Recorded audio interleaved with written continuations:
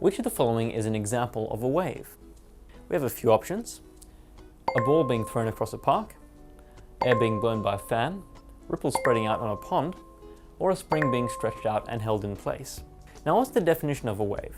It's energy that travels without the medium traveling. So it's transferal of energy without transferal of matter. So let's go through our options. A says a ball being thrown across a park. Now in that case, we are indeed transferring energy. We're taking the kinetic energy of the ball at one point and putting the kinetic energy at another point.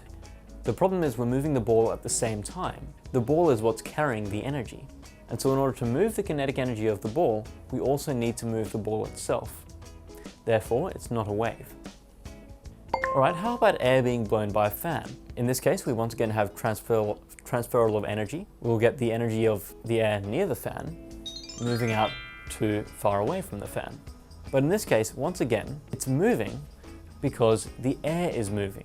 So in this case, we're having transferal of energy and transferal of matter. So this is not a wave. D reads a spring being stretched out and held in place. It turns out that a spring, or even a stretched spring, is a good medium through which waves can travel. In particular, there'll be one-dimensional waves traveling in the same direction as the spring. But at the moment, it's only stretched out and it's being held in place. So that means that energy isn't actually moving through the spring, and it's not a wave. Our last option is C, ripples spreading through a pond. Now in this case, we have a disturbance in the water, the ripples, and they're moving, so they're carrying energy. But if we look at the water molecules in the pond, they're not actually moving in the same direction as the ripples. They're just bobbing up and down. So in this case, C is a wave, because it's a way of transferring energy without transferring matter.